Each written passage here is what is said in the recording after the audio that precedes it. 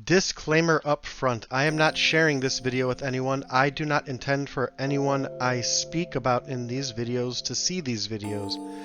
I am going to try and do my best to keep names and identifiers out of the equations, but I am not doing this to hurt anyone or call people out.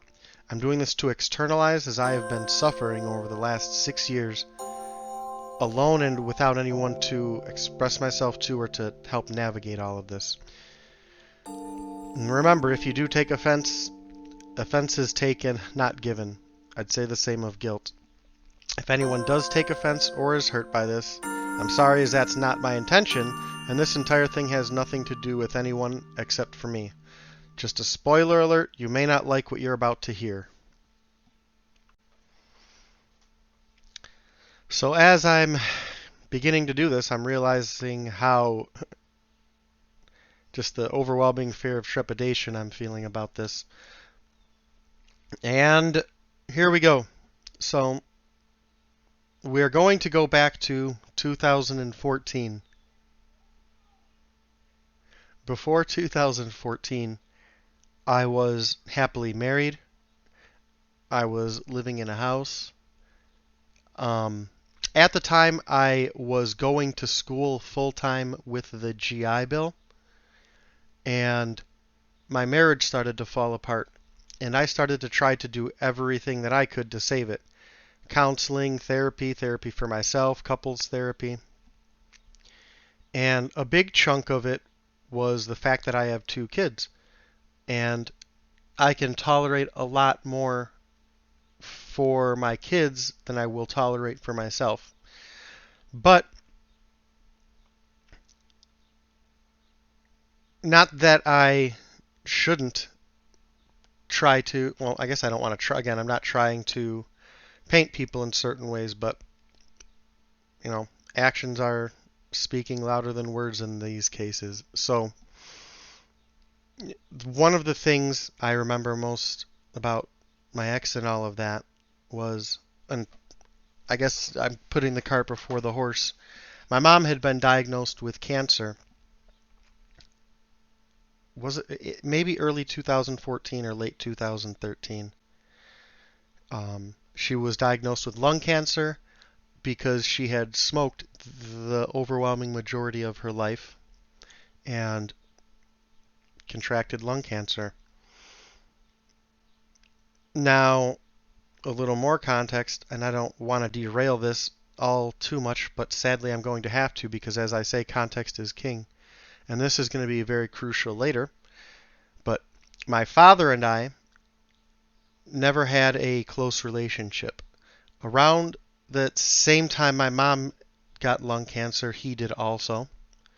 And in that time, we tried to, at the behest of a lot of other people, I guess have an actual relationship of sorts. It worked out for a bit, but I guess things just reverted back to what they were. Now, in all of that, my ex is pushing for a divorce while I'm trying to kind of do everything I can to not go down that route. And one of the things that my ex tells me, as I was just depressed one day, I don't even know if I was depressed, just bummed out and overwhelmed because so much was going on, but she said, "When are you going to stop using your mom being sick as an excuse to be sad all the time?"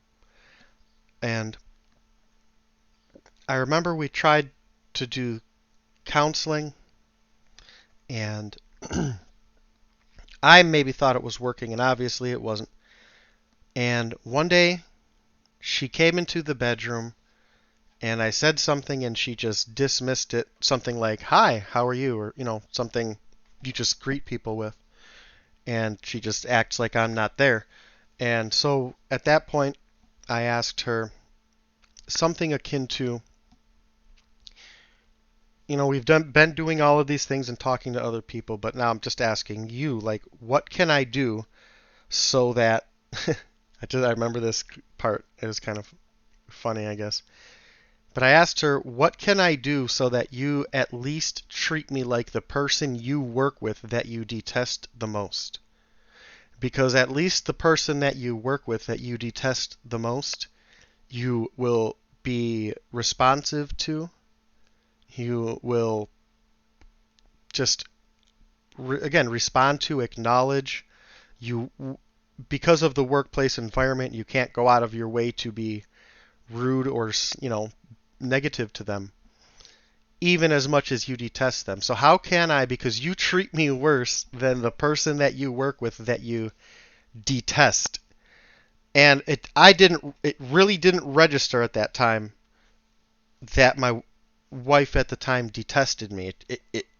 I do videos. In fact, one of the first ones I did was we view the world through the lens of our own biases, and I couldn't comprehend that. So when I asked her what can I do to make it so when you walk in the room you do the at least the basic minimum human courtesy, which is when some human being says the words to you, you say some words back. Hi, hello. How are you? Good. How are you? Hi. Hi back. Something, a nod. You acknowledge the person. And when I asked her that, what I could do to make it so we don't, that things were better, she says, you can just stop talking to me. And I kind of paused for a minute and said, if that's what you want and if that's what you think the solution is, then get out of my house, because you're just part of the problem. You're making things worse. There's no interest in anything positive. And if that's the case, just get out. I don't want to be around you. And that was all 2014, more or less, but not all. But I had my two daughters with my now ex, and she was pregnant at the time. And I didn't know, again, not to put too much into this, but I didn't know if the child was mine. And it wasn't until after my third daughter was born and I got paternity tests that I found out, yeah, she's mine. Now, that was very stressful because I just want to ask you to think about from a father's perspective, and more so I have two kids, so I understand what it takes to be a good father. And I understand you start to be a good father the moment you realize you're going to be a father to a kid.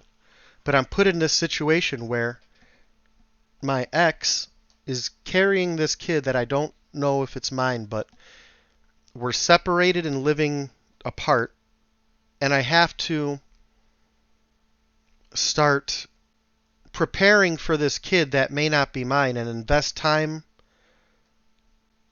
but also try not to invest enough time where if I find out that this kid isn't mine, it's not a complete wash. I don't think a lot of people understand how difficult that can be and how much anxiety it caused, because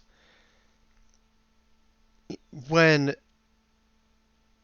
two birthing persons have a bundle of cells in one of the things, um, or when when a couple is pregnant, you start to talk about that kid.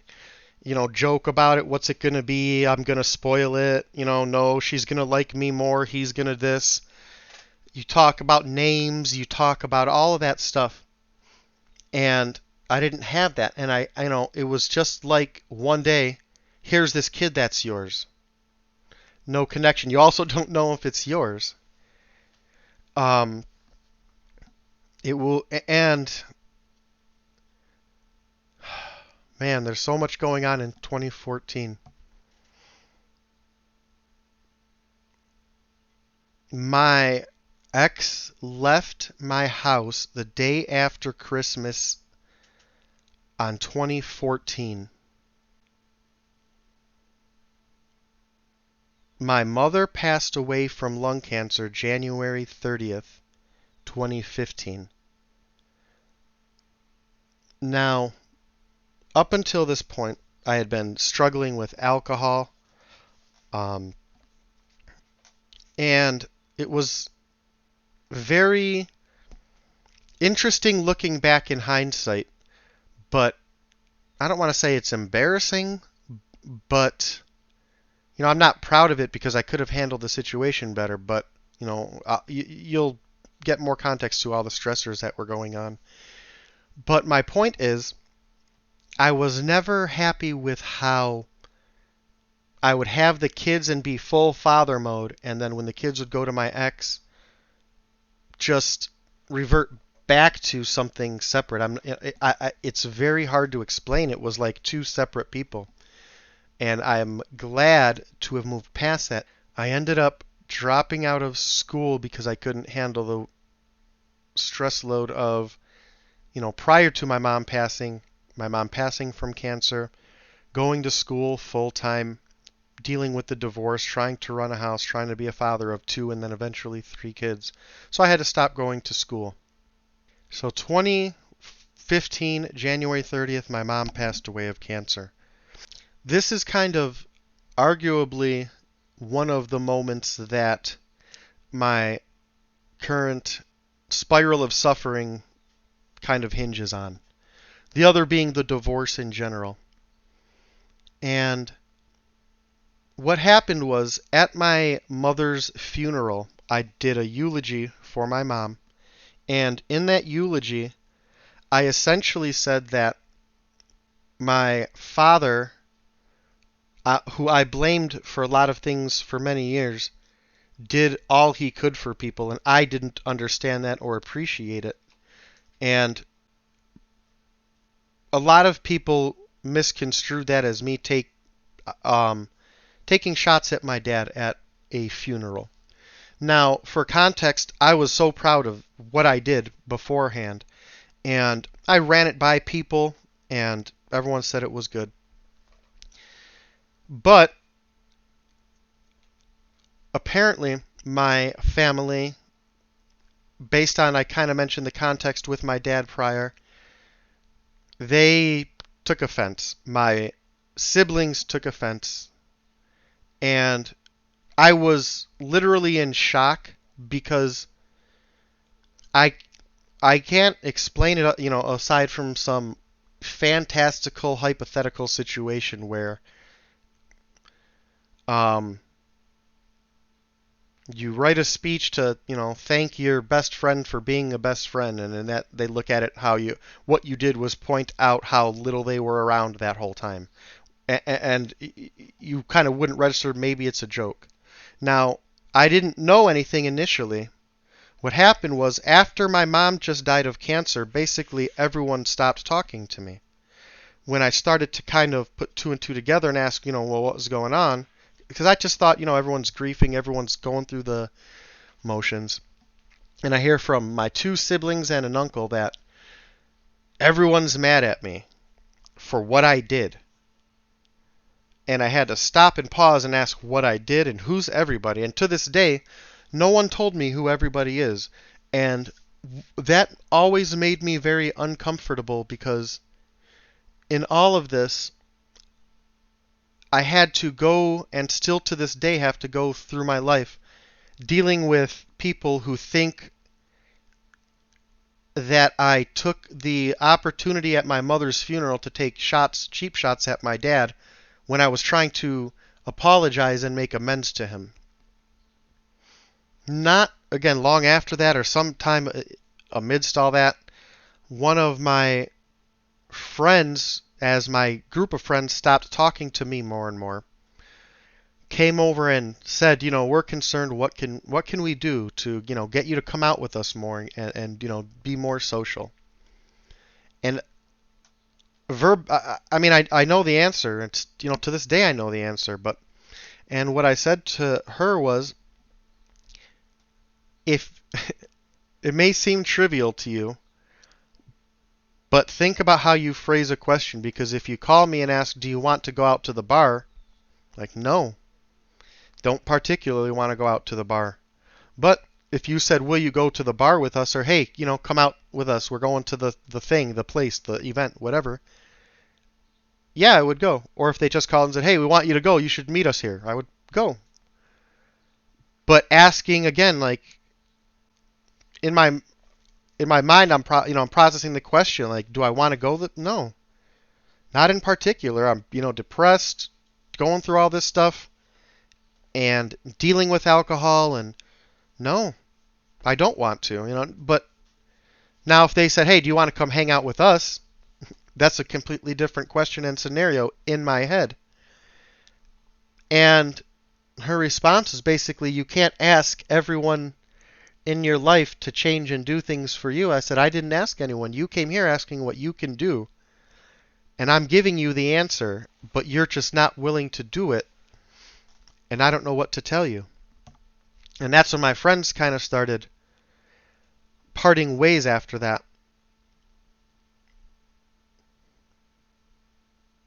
Now, I do, and I think this may be where I'm going to wrap up this episode today. As I mentioned in the disclaimer, I'm not here to bash people. And my father was raised in circumstances that were awful. And while I can't say he broke the cycle, so to speak, he did weaken a lot of the chains in those that made it easier for me to now break that cycle. So while I can say that my father and I will never have a relationship of sorts, I'm proud of him because in all of that I mentioned, little that I mentioned he went through, his father was very similar to him as my father was to me. But so while my father went through all that and did all that, eventually he did realize something was wrong with him. And I don't mean that accusatorily, just for context, I guess. For brevity, I'm just going to say, he found out something was wrong with him. And then at that point, he started doing a lot of things to try to change. Things that are banned today. I know at one point he was doing electroshock therapy to try and change. Things like that.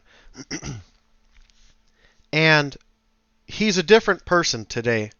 And while the depth to which he has changed is not clear to me, or I should say, what is clear to me calls into contention those changes, but that's his reaction to me, and in a lot of ways he's changed. He spent a lot of time trying to better himself and struggling with it and coming to terms with, I guess, things he could change, couldn't change, how to navigate them, how to deal with them. And so, I give him a lot of credit in that regard because, he deserves it. And I wanted to interject this thing because, again, going back to my ex and the difficulties, we had planned a cruise in, I think it was January or February of 2014. And again, at that point, we were in the middle of she was trying to go through a divorce, and we actually planned this as a way to try to fix things, but we planned a cruise in that time, and she was pregnant with my oldest during that time, the very, very, very beginning of the pregnancy. And the whole cruise, she was cold and just distant. And to this day, I kind of look back and think, like, the cruise was pretty good. But I just want, like, if I would have been with either somebody who actually wanted to be around me, or if I was just with nobody at all, how amazing that would have been. But I remember coming back, we were at Florida, going to the airport, and I was moving my luggage and noticed she was kind of huffing and puffing with her luggage. And I was like, hey, you want me to grab that? And she says, no, I've got it. I was like, I know, but I can get it too. We're just going. The terminal's like 20 terminals up, and it's quite a walk. And she says, I don't need your help. And I said, I don't think you need my help. I'm not saying that if you try to take another 2 steps, your body will give up. I'm saying that you're my wife, you're pregnant, and I see you struggling with carrying those bags. And I'm offering to help you carry it. But you can sit there and be mad at me and ask, or ask me or pretend that I'm, targeting you or harassing you or belittling you. And that was just the kind of stuff I was dealing with during the end of the marriage. It was very, looking back, emasculating. And again, I'm willing to suffer a lot to get clarity. And sadly, sometimes you have to suffer a lot to get that level of clarity. But that wraps it up, I believe, for 2014 and the beginning of 2015. I hope this wasn't as bad for you as I feel like it is in doing it, but it is what it is. If you made it this far, please comment below how your day is going. Tell me what's going on in your life. Let me know if you have any questions or comments in regards to the actual content. But I hope everything's going well with you. You're taking care of yourselves and the ones you love. And this has been MGTOW Dad, or you can call me Steve-O. Go easy.